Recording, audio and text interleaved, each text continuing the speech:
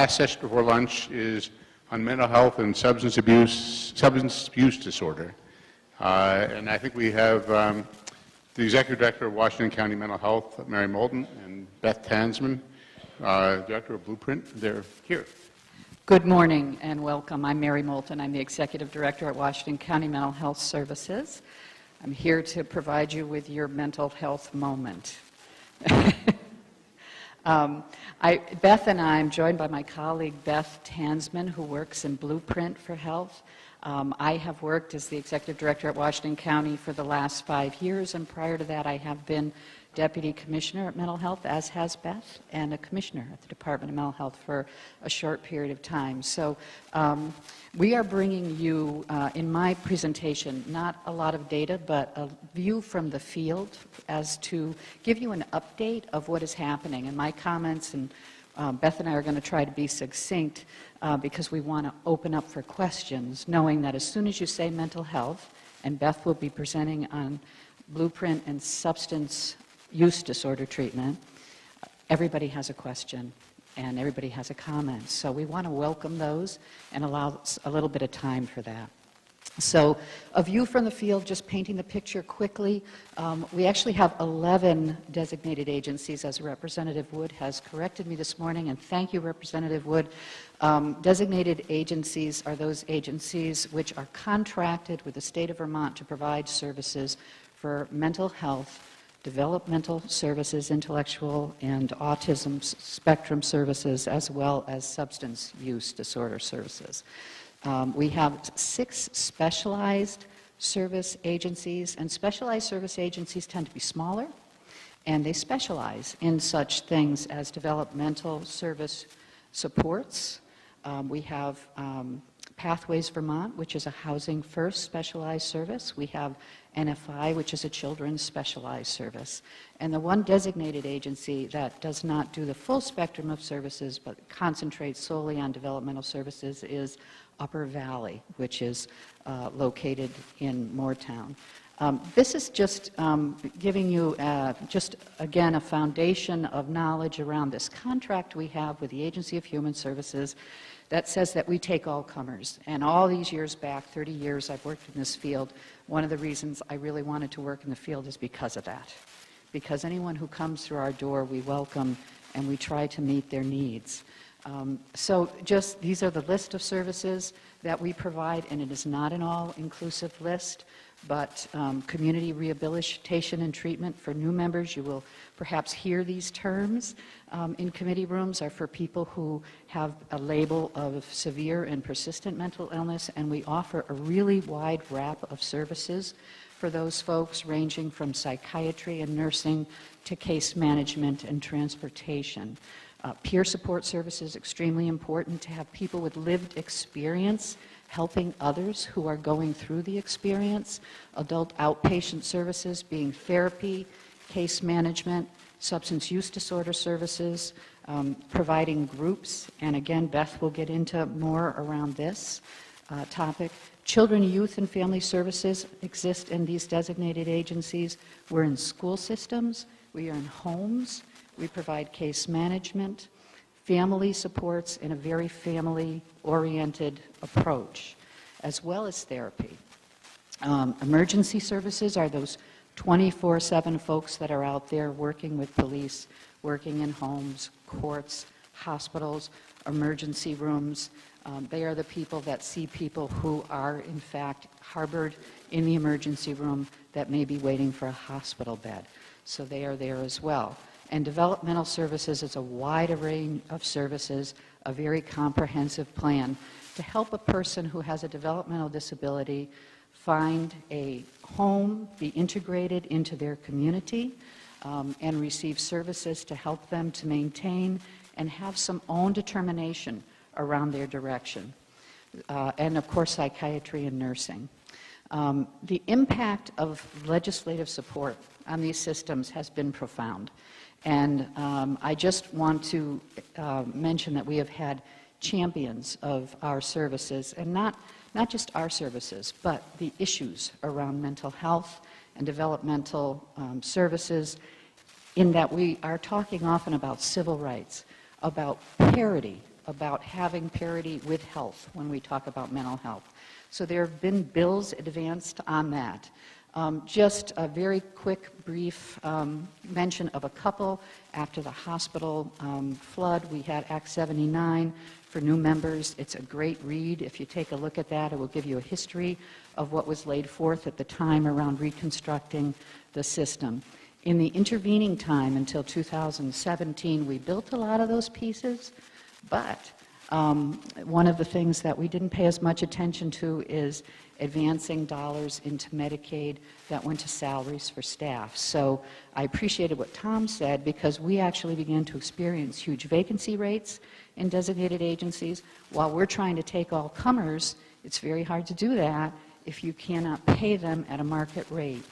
So money went into the Appropriations Act that assisted us in getting a minimum wage of $14 an hour in these agencies, both specialized service and designated. And that was $8.37 million. And then last year we had an infusion just on the mental health side of the house of another $4.3 million targeted to clinical positions, with the idea that these folks would be working more on that emergency room situation that we have with people awaiting in emergency rooms for hospital beds. So that has taken place. That money has been infused into the system at this point. There is also a holdout of 20% of those dollars so that it could be part of payment reform. Designated agencies are now experiencing or about to payment reform with the Department of Mental Health for adult and children's services starting in January. And we will be receiving our money not in a fee-for-service model, but in a big bundle. And that's something you'll hear more about this year as well. 20% of that we will have to earn by hitting some targets. So very much like health, we are advancing toward, and this is health, by the way, a value-based payment. So these are some of the other acts that got worked on. I'm not going to go over those for the sake of time.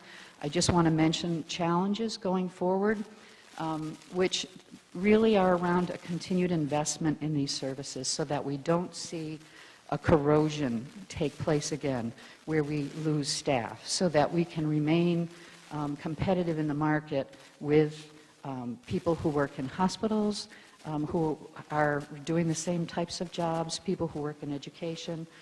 So we are needing to come together to talk about how to do that with the dollars that we have. Maybe it's shifting dollars if we don't have new dollars, but how do we do that? That's our challenge, and always talking about continuous quality improvement measures. Anytime we do something, we should be talking about that. Challenges around the gaps that are in the system. With the emergency room waits, we have to realize that there are people staying in the hospital too long, and the reason they're staying in the hospital too long is that they don't have a place upstream to come home to, because there aren't those services there for them. An example of that might be those who are elder Vermonters who are in the hospital on a psychiatric unit for up to a year, looking for perhaps a nursing home bed. And nursing homes do not generally take people who have had long-term psychiatric illness. So they stay in the hospital until we can figure it out. Incentivizing health integration efforts through the Accountable Care Organization. The all-payer model is in effect. We have an ACO, One Care Vermont. We are part of that within our designated agency system. We sit on their board, and we certainly are working on the next steps around how the health care dollars move more toward social determinants of health, so that we can hopefully, if we concentrate some dollars in those areas, on housing, on mental health, on more integration with health and transportation, things people need to survive in the community, they might not need to go to the emergency room. And with that, we begin to tip the scale on how much spend we have in health care. Certainly, as we talk about payment reform, DMH, our oversight our state authorities, Department of Mental Health, Department of Aging and Independent Living, and ADAP, as we do payment reform, hopefully will become non-siloed and begin to work together as well with the dollars that they have, because the payment reform we have happening right now is with the Department of Mental Health. So if we could cross over, it would be great.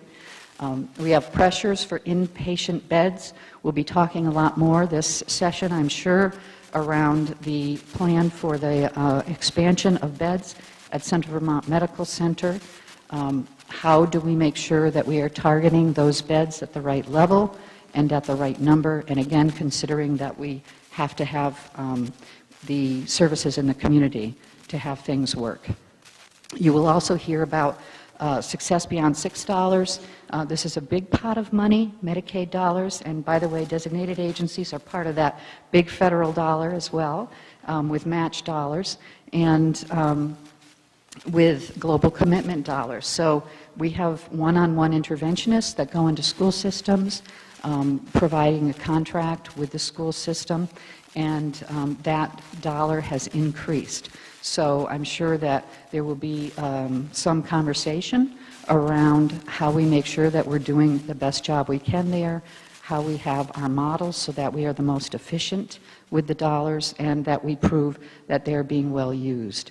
And then continued investment in substance use services. Quickly, just why I remain with all of that inspired and hopeful is just to leave on a good note.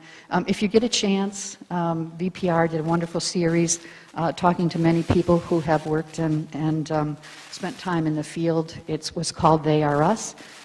Representative Donahue actually termed that, and it has, as part of that interview, and Representative Donahue, I just want to say, having heard that, you were excellent.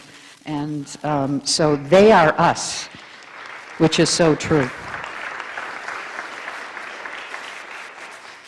A dedicated professional workforce. We always say if we get people to stay with us more than 2 years, we got them forever, because they really like working for us, but we got to keep figuring out a way to pay them.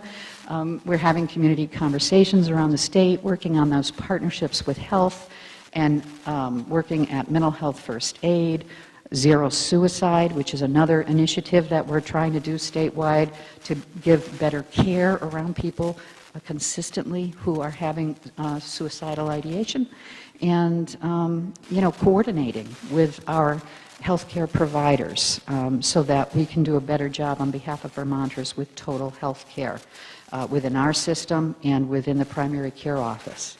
So with that, I'm going to hand this microphone over to Beth from the Blueprint, who works within that, and talk also about substance use disorders. Thank you, Beth.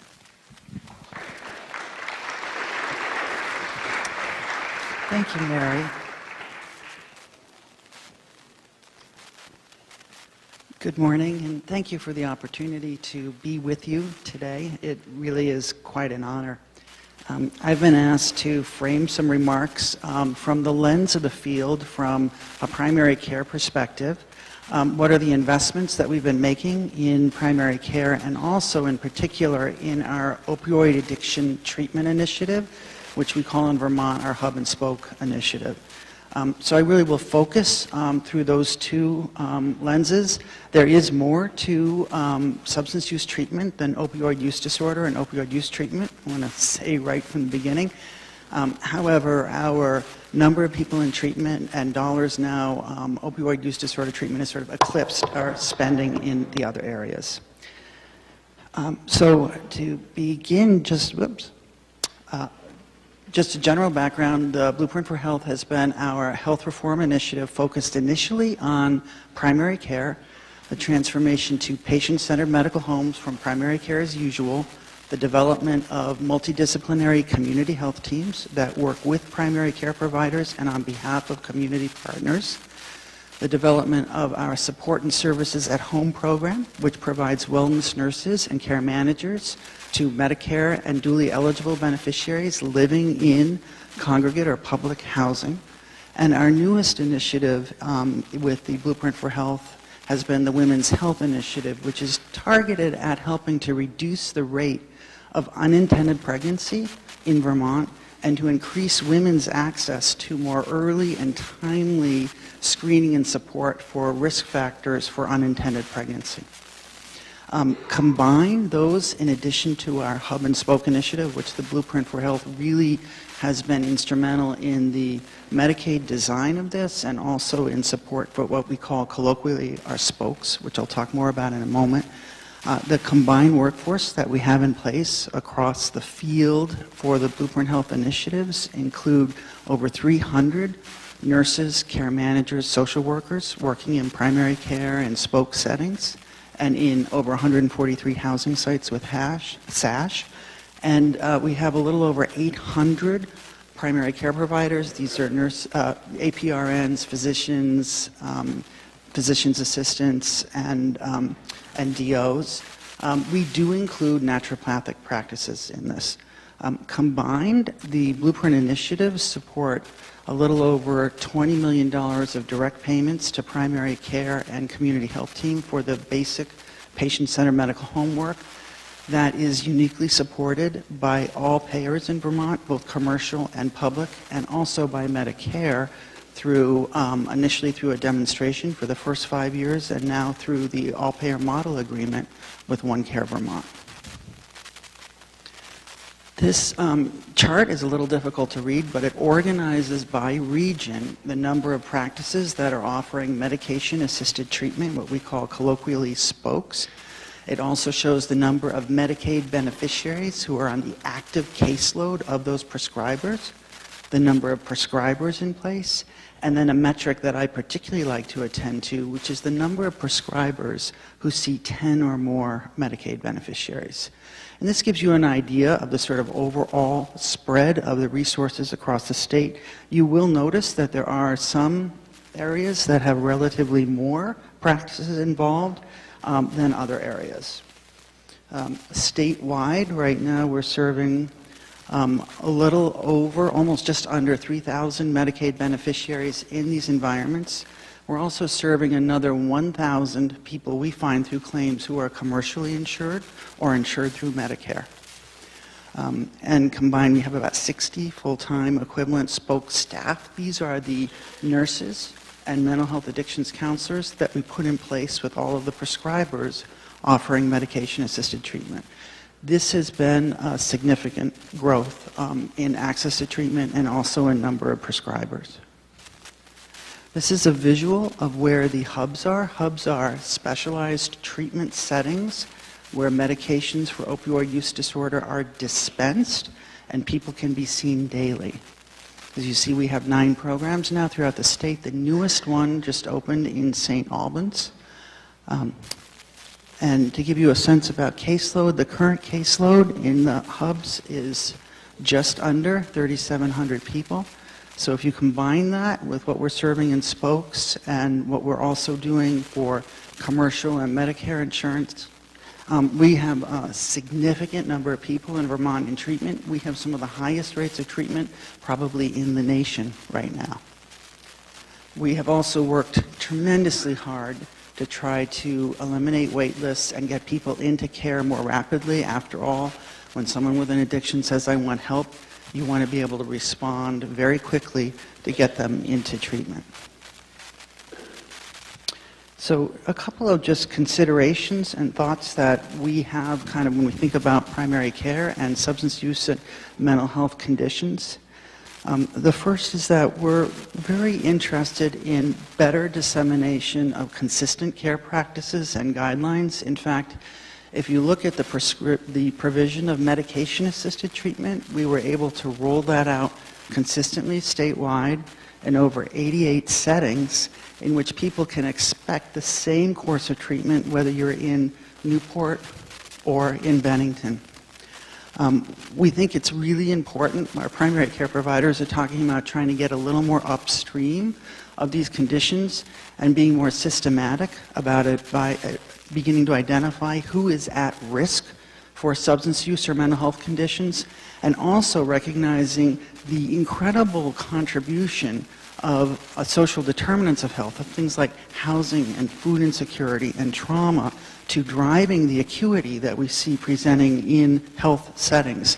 And so the importance of being able to more rapidly and earlier identify those risks and intervene before you see a full course or progression of illness.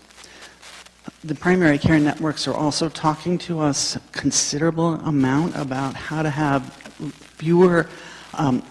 more comprehensive approaches to the management of chronic pain and approaches that don't involve use of so many opioids, particularly long-term opioids. This is going to be a major initiative of work, our body of work that we need to undertake together that includes a stronger combination of physical therapies, of exercise and fitness, but also psychosocial supports and also complementary alternative modalities. A big body of work needed here.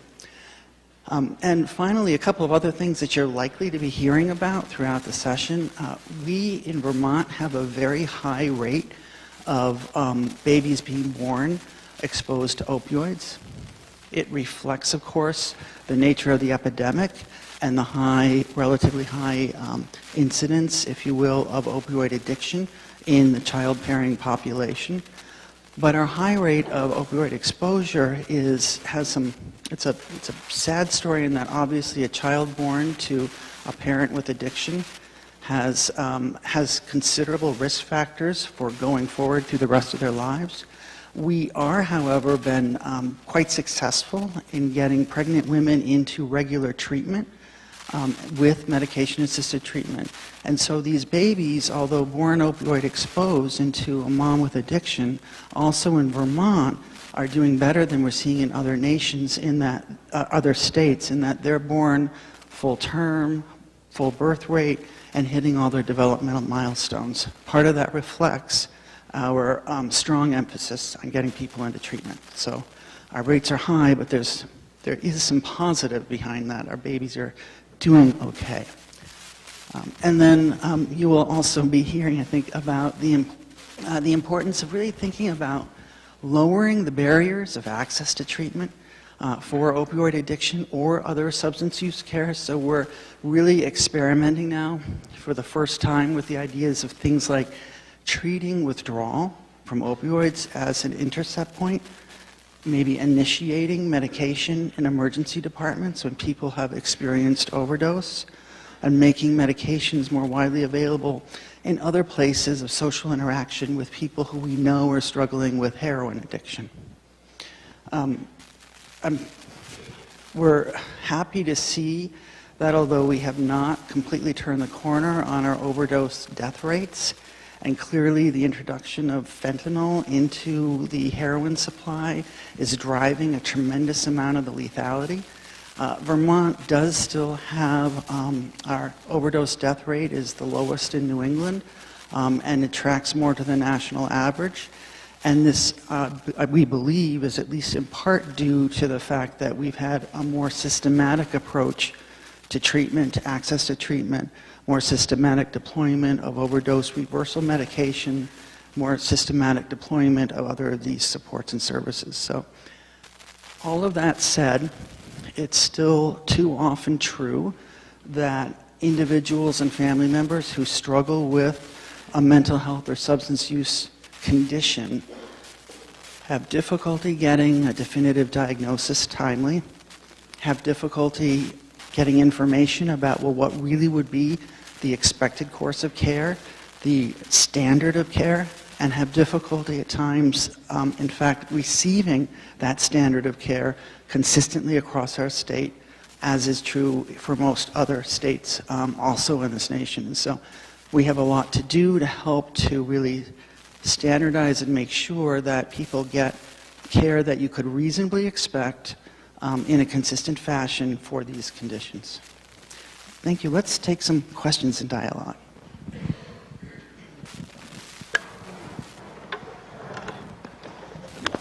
Thank you so much. It was really so great to see just the kind of caseload laid out the way you shared it between the hub and spoke systems. Really helpful.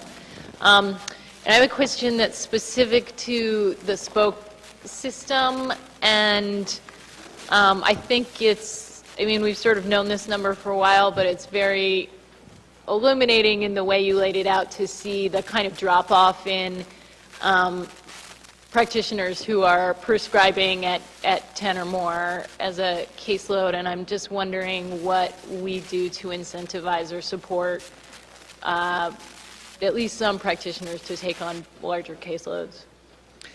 One of the first is to report on it, to actually show the statistics and inform, the field. The second is really working with the spoke staff, the nurse, and the mental health substance abuse counselor. We scale that staff up depending on the caseload. So if more people are being treated, more support comes into the practices. And that's been an important dynamic to even get the number of prescribers from, where it was when we began this at around 114 to now well over 250. We find that it's practice setting dependent how many people it is feels fitting for a practitioner to have. So for instance, the practitioners with the largest caseloads tend to be in specialty addictions outpatient programs. Primary care seems to have a sweet spot. Around 30 to 40 people per provider is comfortable in their caseload. So a lot of our discussion and target with different providers is to try to help encourage those to get to that threshold. But we would probably not be expecting them to be serving as many as 100 patients or 200, which is what they're waived for.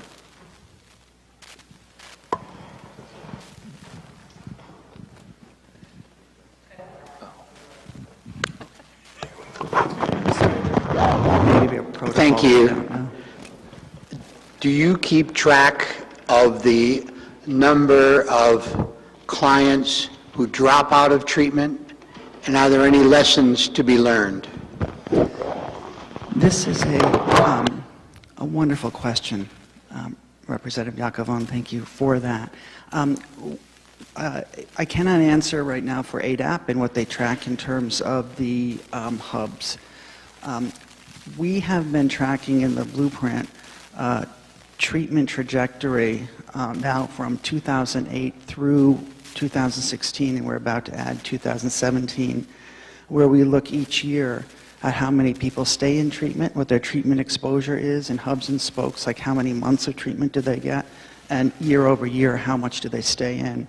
And what's pretty interesting about Vermont's experience, at least from looking at the claims, is that we have very high rates of treatment.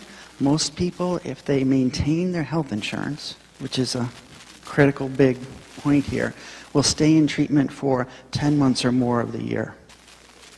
So we can look at it from a claims point of view, but in terms of the kind of cohort study where you actually go out and you find the people who have left and try to understand what were their characteristics or what drove them in or out, that's work that's yet to be done.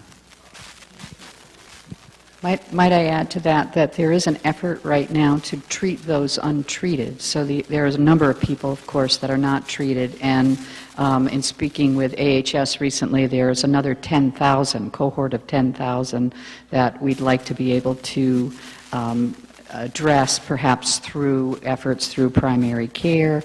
But some federal funding is coming toward that, and we will be developing some plans to reach out and to these harder to find folks to do further treatment. We have a lot of people untreated in spite of the good work being done. Could I turn to this side? I saw a hand, Teresa. Representative Wood.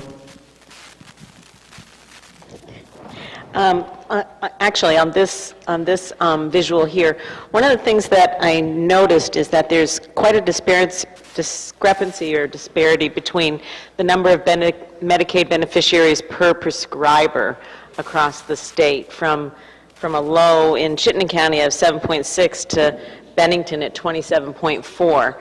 And so I'm just curious as to the efforts to try to address that.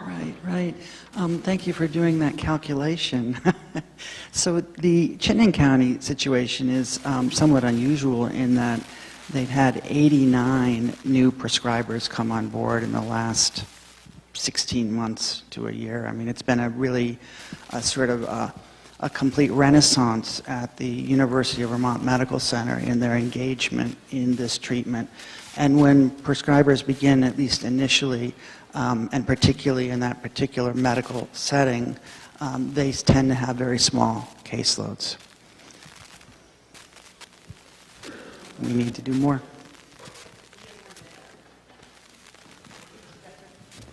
So I was at the Caledonia Court open house this past week, and we heard two things from the judges, that there are still criminal defendants lingering in jail who should be in mental health facilities and secure beds.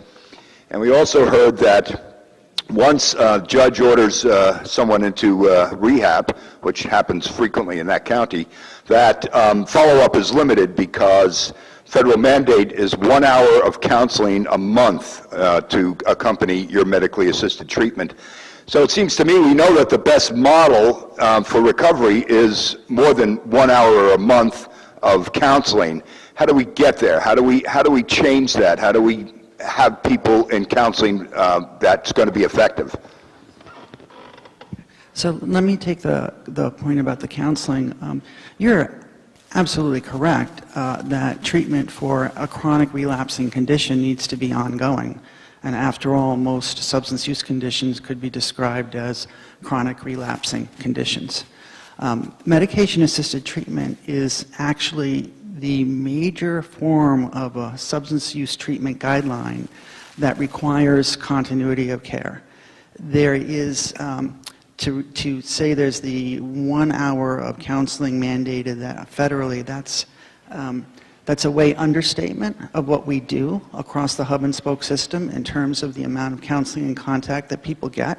That's part of why what we added to the prescribers was the embedded mental health addictions counselor and the nurse, and the big enhancements that we made to the hub programs included more of those counseling. So if you're fortunate enough to have, sorry, this sounds wrong, an opioid use disorder, the treatment has much more continuity than if your addiction is to alcohol or to methamphetamines or cocaine. So that's part of the issue and part of why I was trying to make the point about really using more guidelines-based care consistently throughout our system. And with regard to the question on the mental health situation in courts, so when a judge sees someone with a person that comes from the mental health center that does an assessment saying this person should be assessed in a hospital, there might not be a hospital bed, indeed. That's what you're referencing. So that person must wait in a correctional facility until a bed becomes open, and I don't know currently what the data is on those waits.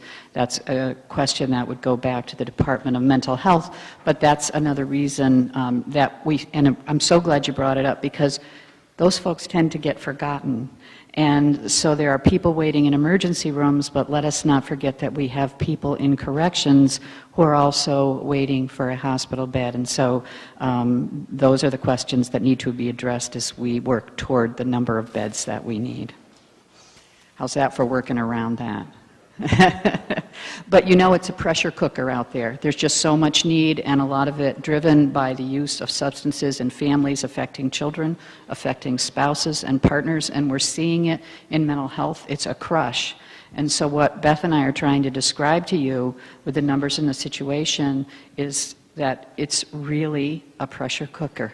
And I think of the designated agency system as kind of holding back the wall out there with crisis workers of the dam, so that the water doesn't come through, yet there are holes in that dam and the water's poking through a little bit, and we've got to figure out how to shore it up. So, any other questions? I think can take one more or two more. Representative Lippert?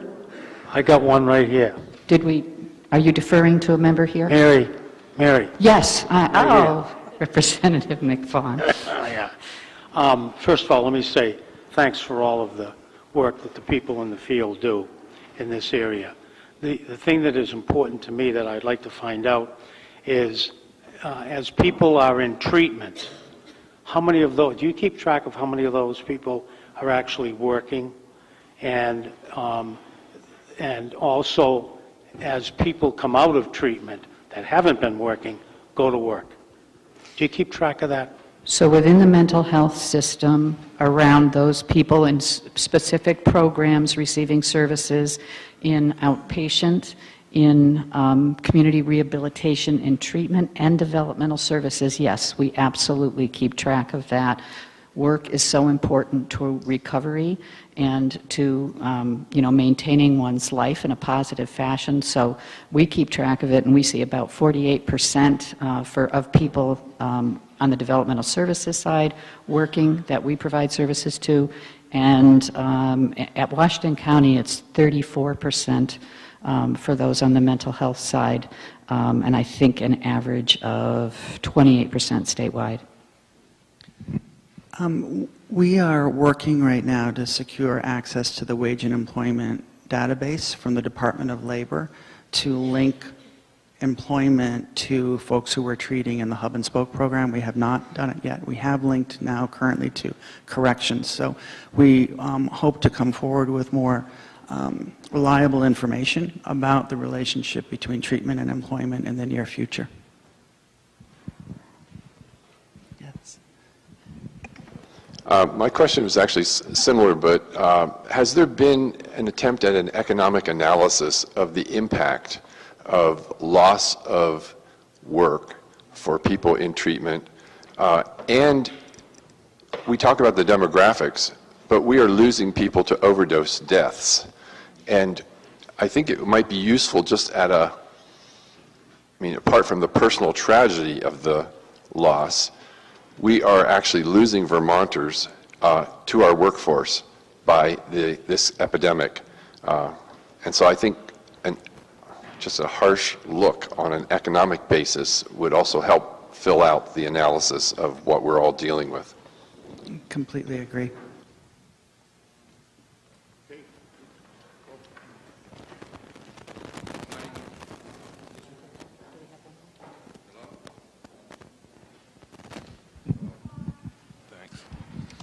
My name is Representative-elect Jim Carroll from Bennington, and I want to tell you about something that I'm also a sitting select board member, and we voted unanimously Monday to join in a lawsuit, and several municipalities around New England and the country have joined in on.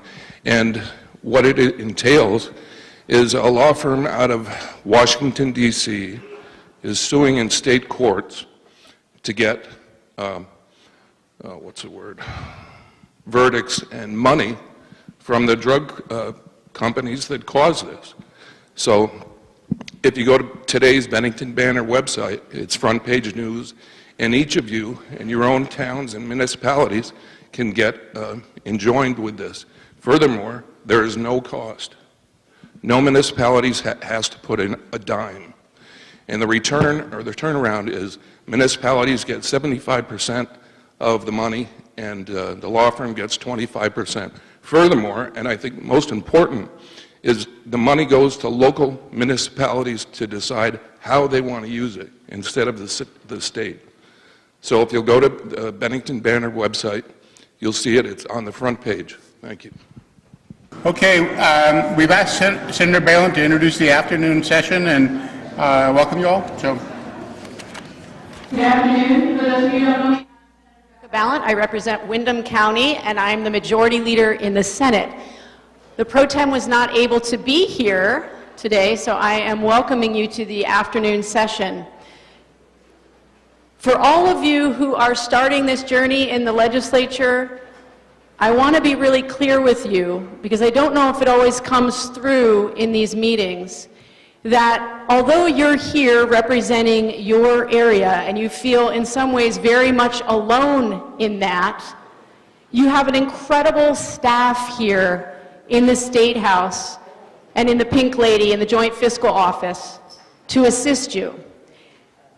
And all the committee assistants and all the lawyers in Ledge Counsel and all the analysts at Joint Fiscal are here to help us do our best work. And it makes them feel so proud and part of the work that we do when they can be useful and helpful to us in our work. So please, do not see your job as just interacting in your chamber, whether it's in the House or in the Senate. You have a whole cadre of experts who are here to support you. I welcome you. I'm thrilled to see so many new faces in the chamber. and we're going to do some excellent work together. So welcome. Hi, my name's Mike O'Grady. I've been asked to talk to you about water quality and water financing. I staff the Natural Resources Committees, and I've been working on water quality since I started 15 years ago. So first I'm going to give you an overview of what we're going to do today.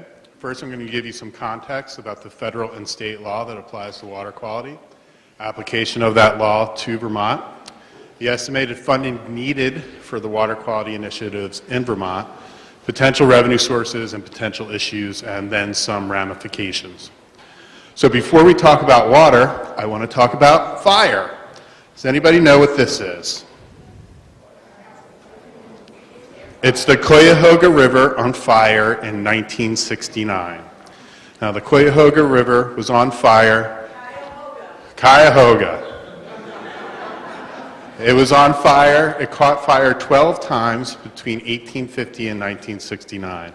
So approximately once a decade. So this isn't really a new thing in Ohio in 1969, but what made this different is that they weren't sure that they could put it out. It burned for more than 3 days. Time magazine put it on the cover of its weekly magazine, and people started talking about whether or not the water quality law in America needed to be changed. And in 1972, it was. Congress and President Nixon signed the Clean Water Act amendments to the Federal Water Pollution Control Act. And that became the controlling law in the United States.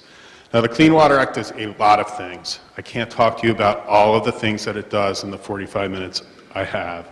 I'm going to talk to you about two main components of it and their financing aspects and the relation of those to Vermont. So the first main thing it does is permitting requirements. And this is kind of the intuitive thing that you think about when you think about the Clean Water Act. It requires permits for certain activities. You need a permit if you're going to discharge from a pipe to a water of the state. You need a permit if you're going to discharge from a concentrated animal feeding operation, a farm, to the waters of the state. You're going to need a permit if you're a certain size municipality that has stormwater runoff. You're going to need what's called the MS4 permit. If you're going to be doing construction that's going to disturb an acre or more of land, you need a construction general permit. So these are the permits that EPA requires and that EPA has enforcement over. EPA also has a hook.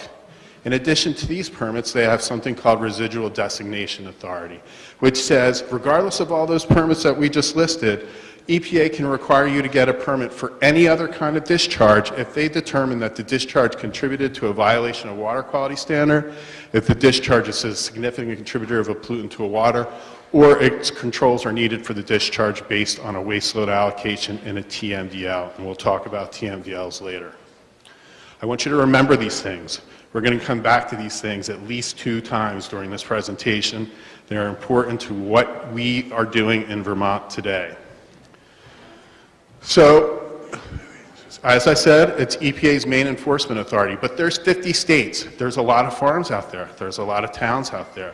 There's a lot of pipes and such that are discharging to waters of the state. So EPA would need an army in order to enforce and permit all those things on their own.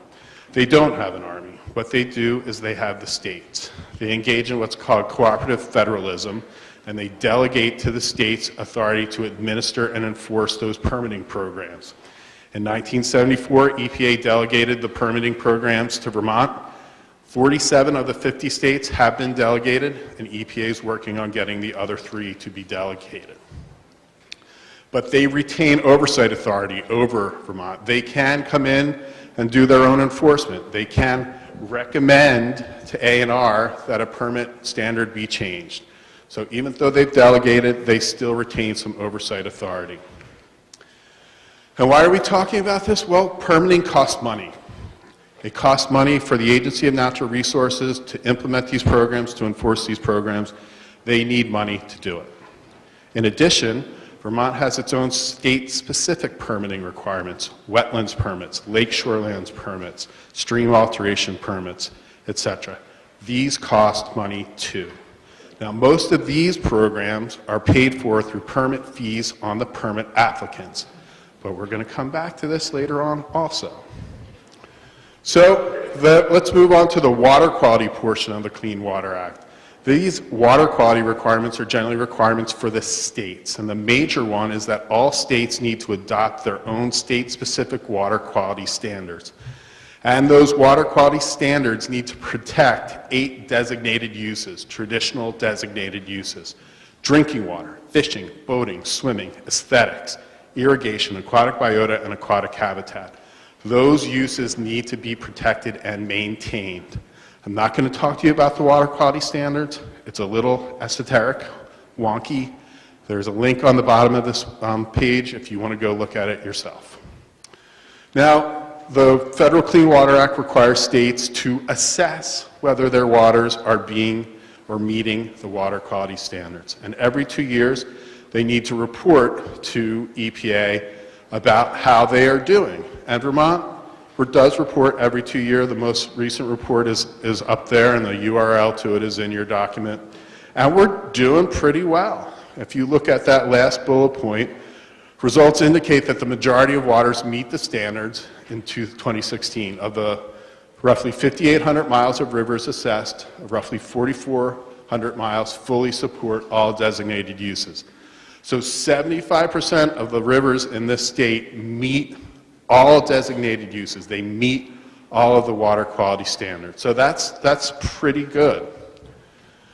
But we also have to look at the waters that don't meet all of the uses, that other 25%. And what the Clean Water Act also requires states to do is report at least every 3 years about those waters that don't meet the Vermont water quality standards. And if a water doesn't meet the water quality standards, it's designated as impaired. And if a water is impaired, it needs a cleanup plan.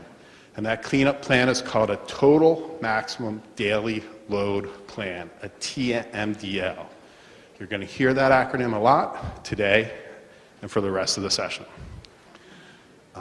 So Vermont goes out and develops a 303D list, but look at that. It's the impaired surface waters that are in need of a TMDL. There's also a list of the impaired waters that have a TMDL. There's also a list of impaired waters that are waters that are stressed. Not that they're anxious, it means that they're on the verge of being impaired. There are waters that have aquatic nuisance problems. There are several lists and multiple waters, and guess what? One of these waters is in your district, or very close to you. There's impaired waters in Memphremagog, Deerfield River, Rock River, Connecticut, Carmi, Otter Creek, Winooski, White River, Hoosick, Medowee, Lake Champlain. Representative Browning, there's even a stressed water on the Batten Kill.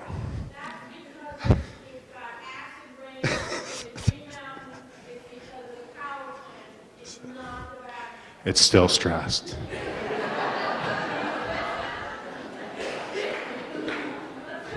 So what are the cause of the impairments? Representative Browning just said acid rain might be one, E. coli might be one, PCBs might be one, but generally there are some common causes of impairments. Runoff of nutrients from agricultural runoff and stormwater is one. Another is sediment, turbidity, and flow. That is also from stormwater and stream bank erosion. So when you look at the 303D list and the other list, you'll see nutrients, you'll see sediment, you'll see turbidity, and you'll see them often. So what is a TMDL? It's a goal. It's your budget. It's what you need to do. It's actually the target you need to reach in order for the water to meet the state water quality standards. It's the maximum amount of that pollutant, of the thing that's causing the impairment, that can go into the water and that the water will still meet the water quality standards. It will still support all of the designated uses. It doesn't mean zero. It doesn't mean that you're going to reduce all phosphorus going into Lake Champlain or Memphremagog. It doesn't mean zero. It's the maximum amount that can go in without there being an impairment. And when you're doing a TMDL, you generally look at two sources. You're looking at the point source, which is the pipe, the ditch, etc. And by the way, a farm is a point source. So a farm is the same as a pipe. I didn't write the law, I'm just telling you what it is.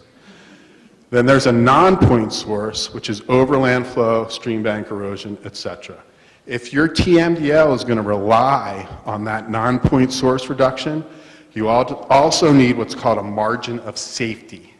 And that margin of safety is necessary because overland flow is about the rain, and you can't really predict the rain.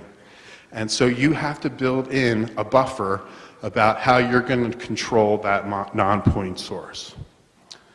So let's move on from there. Well, how do you get to your goal? How do you get to your budget? Well, the actions necessary to get to that budget are in an implementation plan. And an implementation plan can include a whole suite of activities to remediate the water. And that suite of activities in the plan applies to the entire watershed.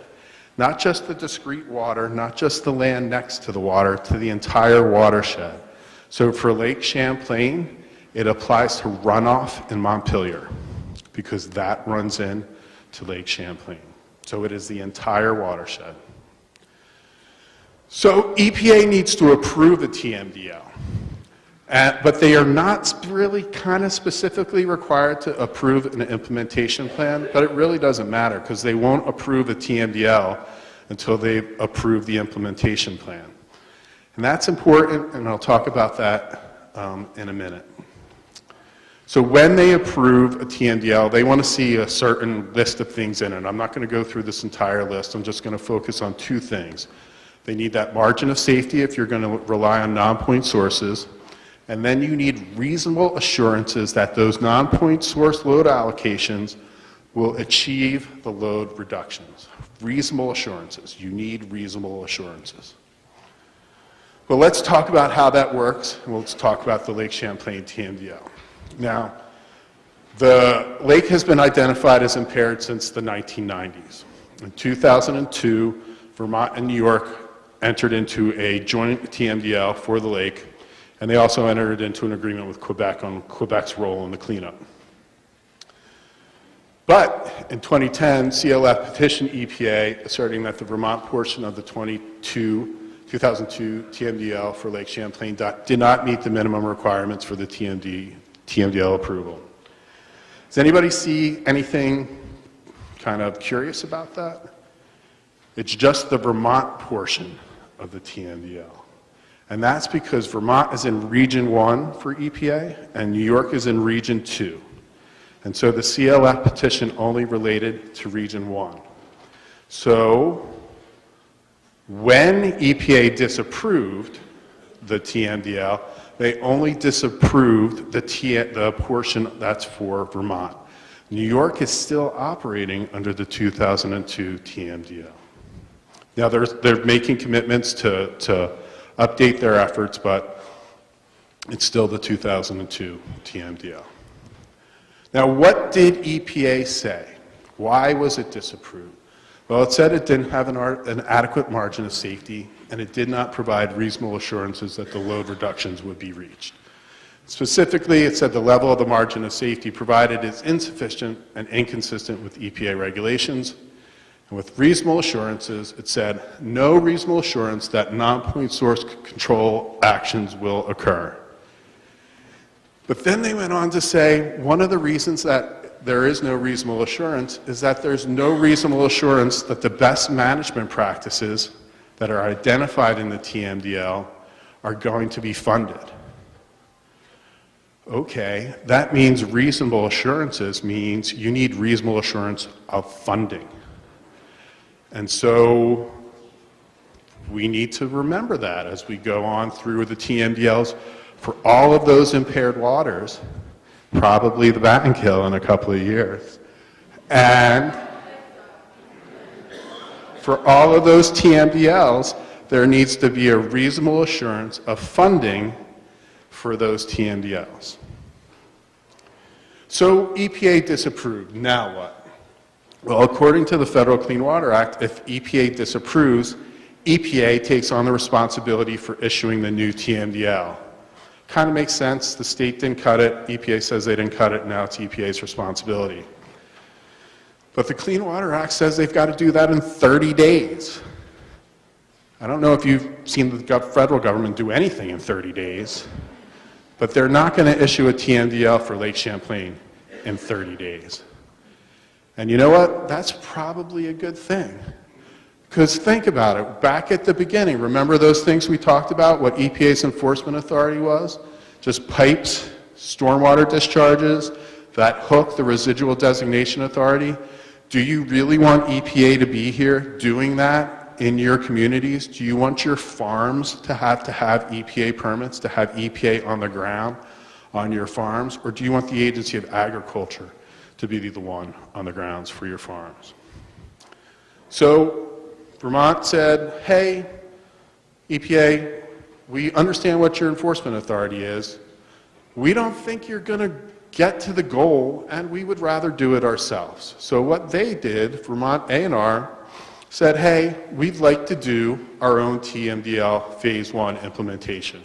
We're going to propose that suite of activities that's going to apply in the watershed for Champlain, and we're going to do it, and so you don't have to use that EPA enforcement authority that likely isn't going to work and might be onerous for the state of Vermont. But we didn't have all the authority to do everything that was in that implementation plan. A&R didn't have authority to do some of its permits. The Agency of Agriculture didn't have authority to do some of the things that is identified in this implementation plan.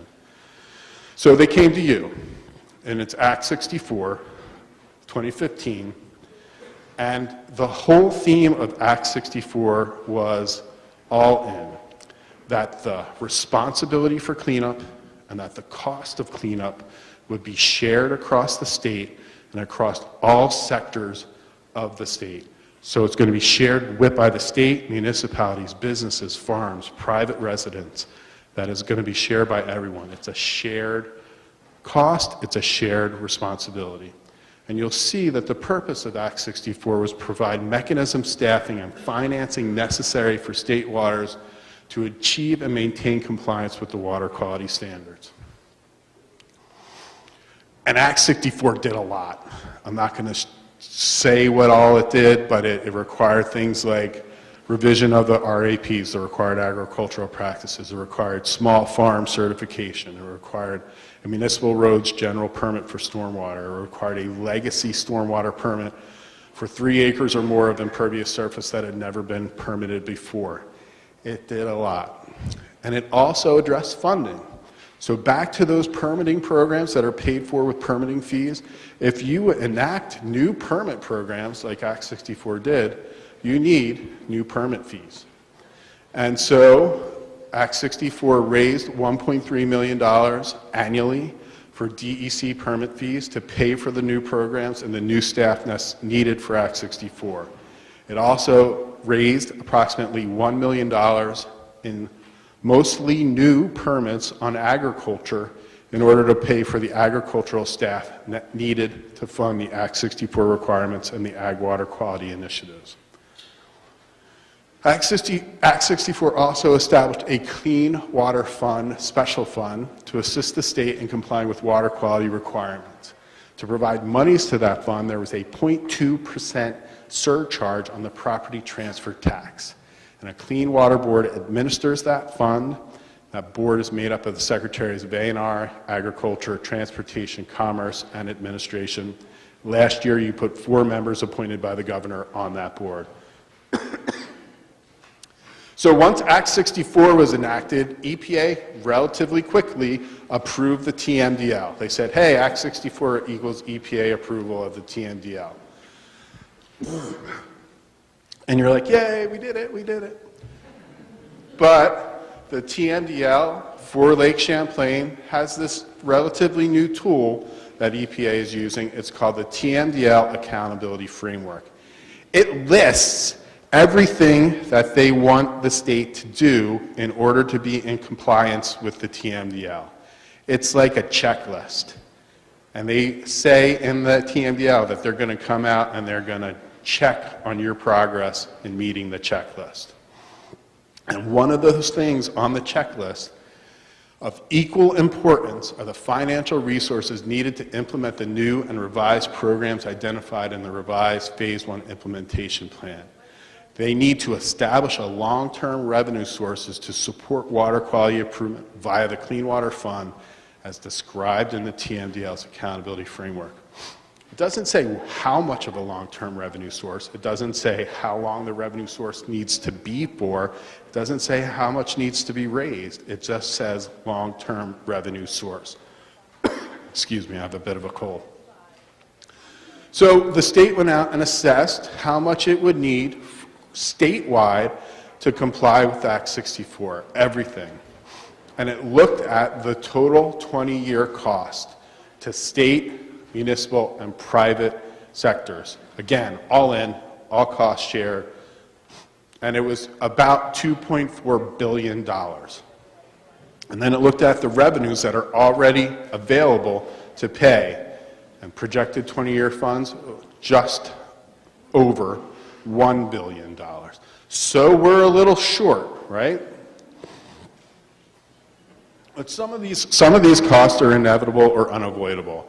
When you look at the spreadsheet, I know you can't really see it, but when you look at it, about $500 million, $550 million will be required over 20 years for wastewater treatment plant upgrades and combined sewer overflow retrofits. You were going to need to pay for that anyway. Any town that had a wastewater treatment plant was going to need to upgrade over a 20-year period. So some of these costs are really built into the system already. But Act 64 did not provide a long-term revenue source. So it required the state treasurer to report to you on long-term funding for the Clean Water Fund. Now, you asked the state treasurer to do that because you had asked the administration in 2013 to do it, and they gave you a list of possibilities. You asked the administration to do it in 2014, they gave you a list of alternatives to do it. They didn't actually give you a long-term funding proposal. The state treasurer made a very, very good attempt. Again, she followed the all-in model. You should read the report. It's a great report.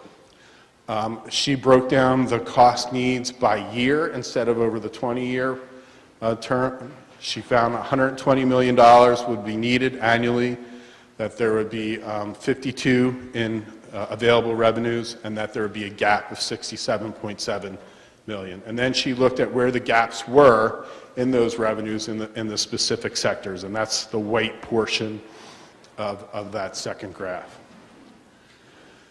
And then she went back to all-in. What is all-in? It's a shared responsibility across all sectors. If the state does not subsidize a portion of cost, they will be fully absorbed by farms, municipalities, businesses, and private residents. The state treasurer recommended that the state should attempt to address a significant portion of that cost burden related to the regulatory cost. To avoid all of that $67 million being shifted to businesses, farms, et cetera, that the state should subsidize some of that so that those sectors don't bear all the cost. And that the report recommended that the state provide $25 million in additional revenues. She said that that was the target that the state should raise in order to attempt to address that significant portion of the cost burden. So she recommended a way to do that.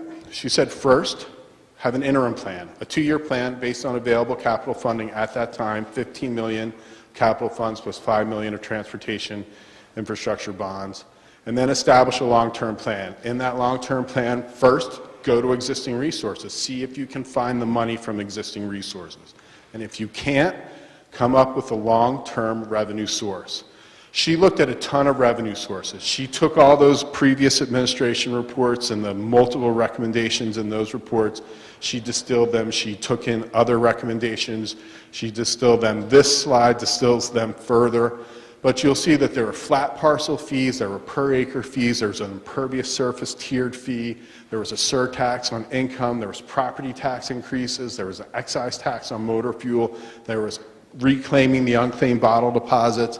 She looked at everything that was viable, even things like taxes on hair salons and beauty products and flushable products. She looked at everything. And then she recommended that the clean water surcharge be continued. You come up with a clean water affinity card, a credit card, that where you get the benefit to the state, that if the General Assembly is going to use existing resources, that they're defined and reliable and built into a base budget so that the agency doesn't need to fight for them every year. And that if you need a long-term revenue source to tie those, the General Assembly should consider adopting a parcel and or an impervious surface fee, given the nexus to the water quality and the ability to tie these revenues to the issue. But in the end, she doesn't recommend what that long-term revenue source should be, because she says it's up to you. She says it's up to the administration and the General Assembly to find that long-term revenue source. So what was your legislative response to the Treasurer's report? You extended the surcharge.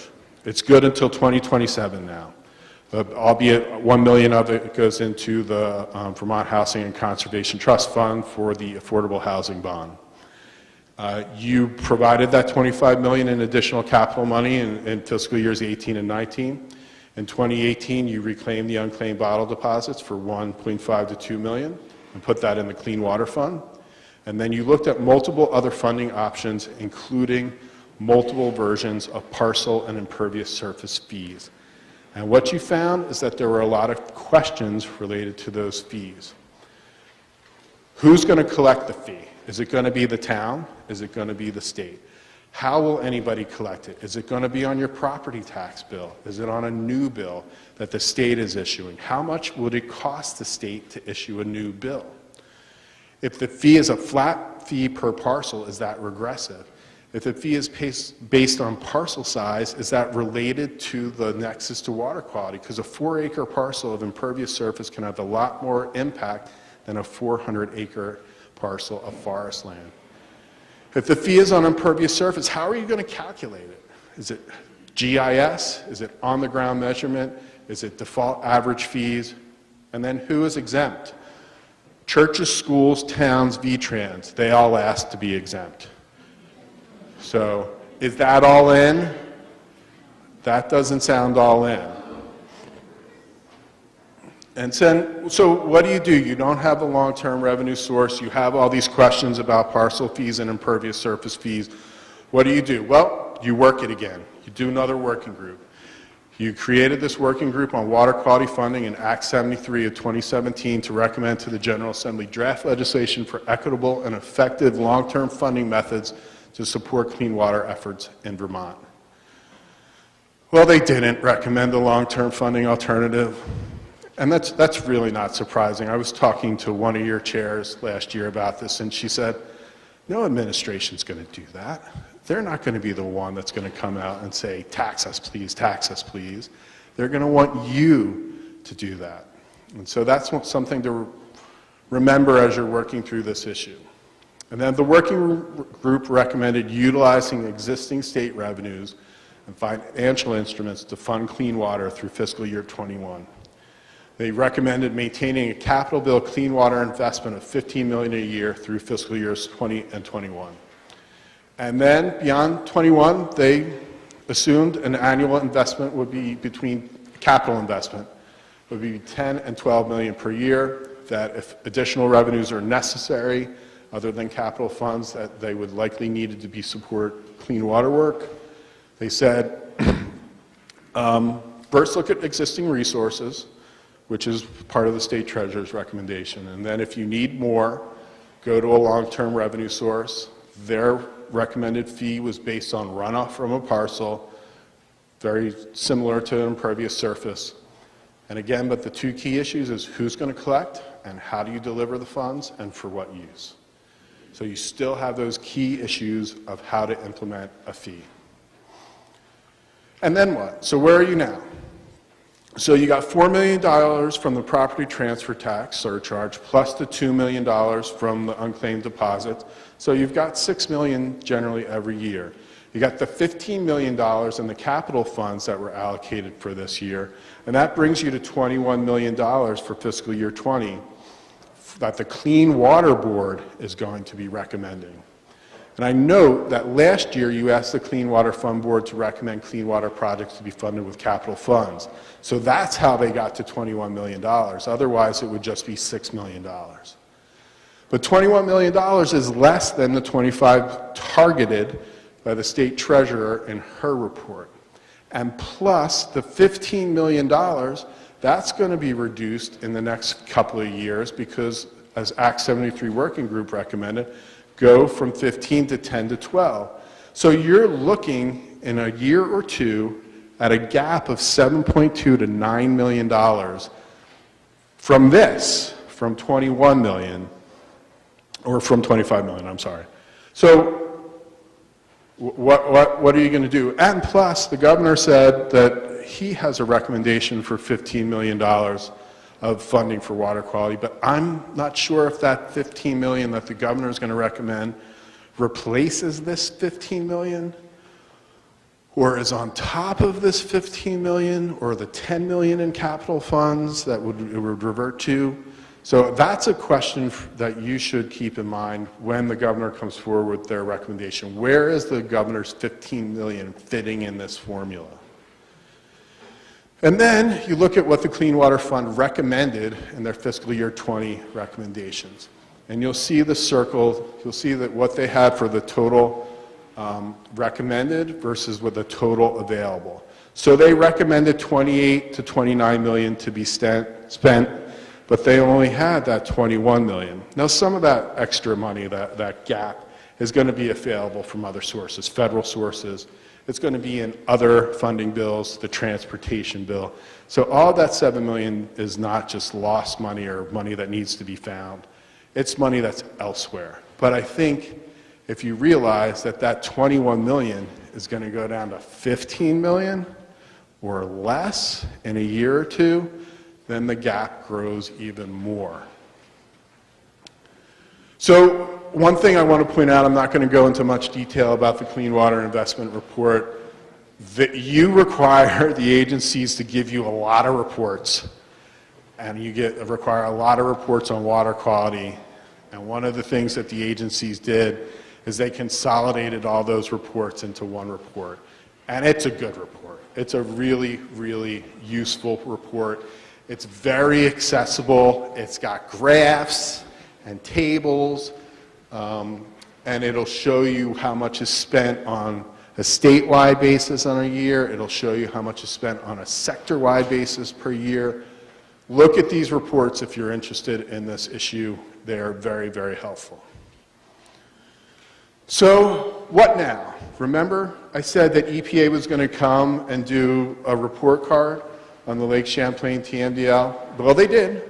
They came last year, 2018, to look at our accountability framework, and they said they're pleased with the overall magnitude and quality of Vermont's accomplishments since passage of Act 64. And they said we've met 25 of 28 TMDL milestones. That's great. That's like 89%. That's like a B+. I give my kids a soda when they do that well on a test, right? But nevertheless, EPA is giving Vermont a provisional pass. I'm like, oh, come on, man, like 89, and we only get a provisional pass? They said it's contingent on EPA's review of Vermont's progress on 3 remaining Phase 1 milestones by mid-2019. Well, there's really only 1 milestone left, because the 2 of the 3 have been completed already. The 3rd remaining task is the establishment of a long-term revenue source. EPA said in their provisional pass letter, it is important that the state establish a long-term revenue source as identified in the TMDL accountability framework, since this is critical to successful and full implementation of the TMDL. Again, it doesn't specify the amount of long-term revenue required, and not all costs will be borne by the state, because it's all in, it's going to be spread across all sectors. But remember, reasonable assurances. You need reasonable assurances that all your best practices, all of the identified initiatives will be funded. And that's what this is about. They just don't tell you how much they want you to raise and for how long they want you to raise it for.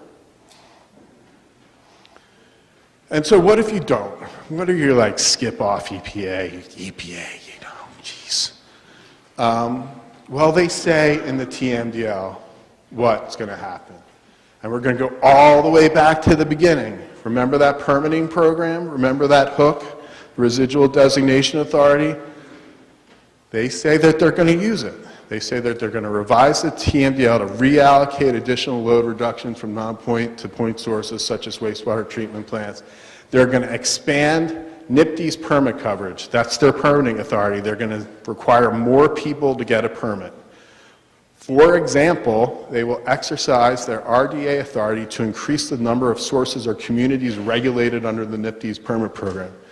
That's code for they're going to require farms and towns to do permitting that aren't required to do permitting today. And they are going to increase and target federal enforcement and compliance assurance in the watershed. They're going to bring enforcement compliance actions on their own, and they're going to penalize people for it. And what if you don't also? Well, there's just the ongoing impacts. You're already seeing these impacts in those waters, those watersheds, those towns where water quality is currently an issue. The human uses of the water are limited. You can't recreate in a cyanobacteria water. You probably shouldn't use it for drinking water. Tourism. The state water support an annual spending of $2.5 billion annually. That's what it costs for the 20-year projected clean water initiatives. You get that annually from tourism related to state waters. It's affecting property values. People in Franklin County, Siskiyou Bay, St. Albans Bay, they know it's affecting the property values of their homes. And it has a significant natural resources impact and impact on habitat in those waters. And that's ongoing. All of this is ongoing. So, concluding, federal and state water quality law requires the state to incur costs to implement permitting in the water quality programs. Those costs are permitting costs are borne mainly through permit fees. Water quality, you've identified some sources, but EPA wants you to identify some long-term revenue sources.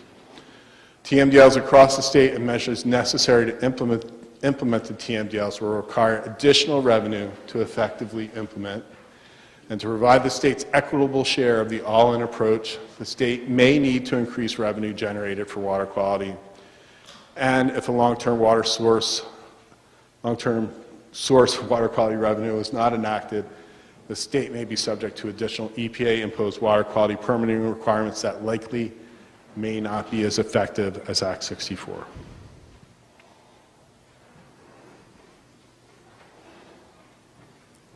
That's it.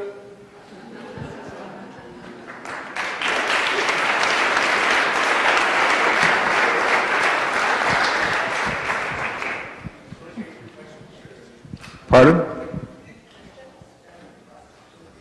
Representative Howell?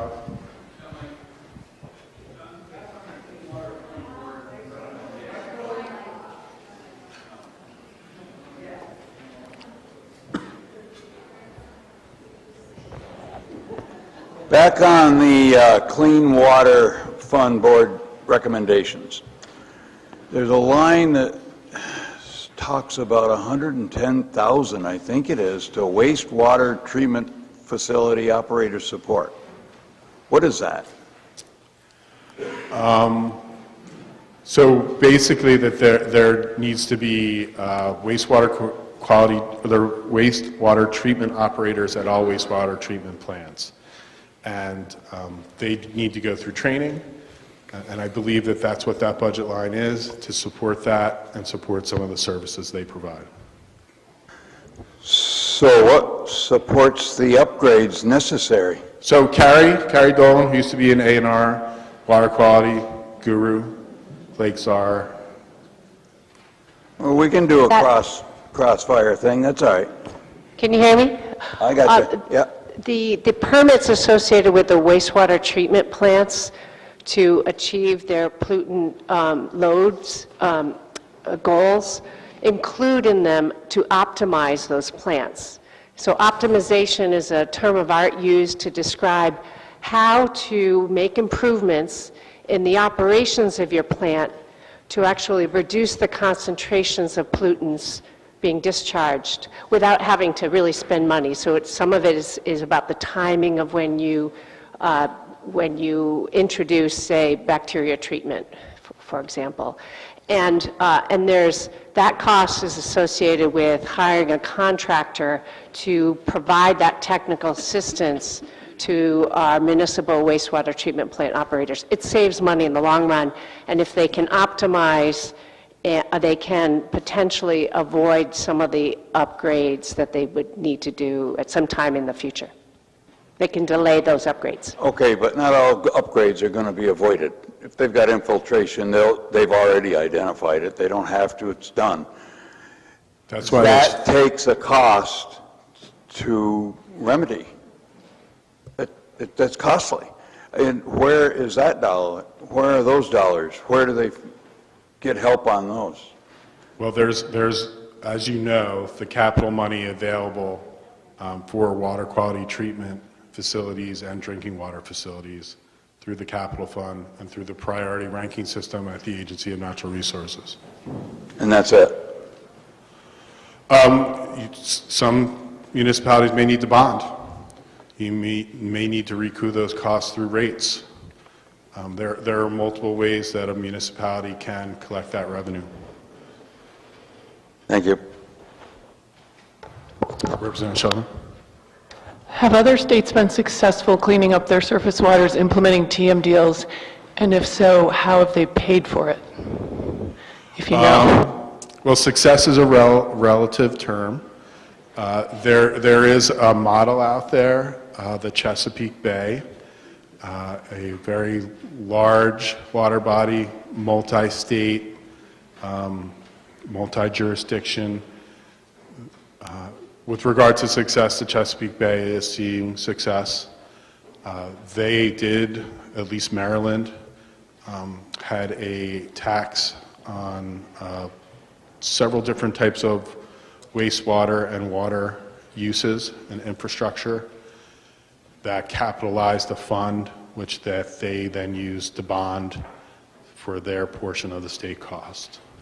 But that those taxes were referred to as the rain taxes, and that was used as political fodder in the campaign against the then governor Martin O'Malley, I believe.